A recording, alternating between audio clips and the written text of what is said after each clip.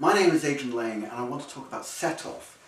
The reason why I want to talk about SetOff is because it's one of those complex issues that can be addressed very carefully in a contract and can avoid, and I'm talking from personal experience, years of litigation if you seek to address these issues in a contract. And it's one of the issues that we addressed in our recent book, the Contract and Copyright Drafting Skills, because SetOff is one of those subjects that people find quite complex, but in fact it's a very straightforward issue.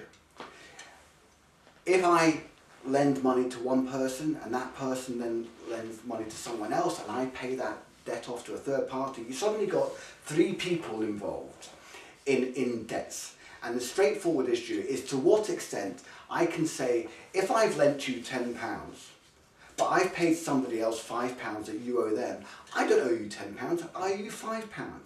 Now, that's a very straightforward proposition, but it becomes very complex in law because the set-off can arise under statute. For example, insolvency proceedings, there is automatic legal set-off.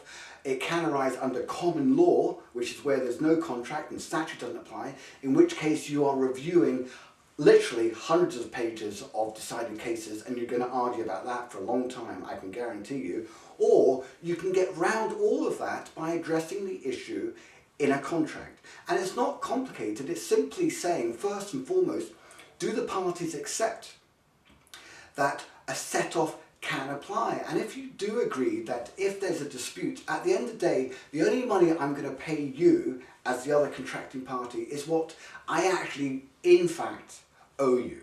Not necessarily what has arisen under the contract, but whatever other monies I've paid out in furtherance of the contract, which in fairness and are connected to the event, should be set off. So all it needs is a very clear clause in the first place to address the fact that you have both agreed that set-off can apply and it can apply both ways.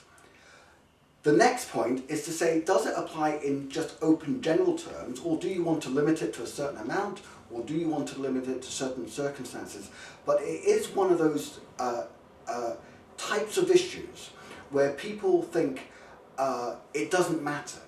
Well, if you've got quite a sort of complex relationship with another party and all sorts of other things are being done in furtherance of that contract, which are not just confined to your immediate relationship, and you're spending money out, which if the clock just stopped, you would say, well, at this point in time, how much money do I owe you?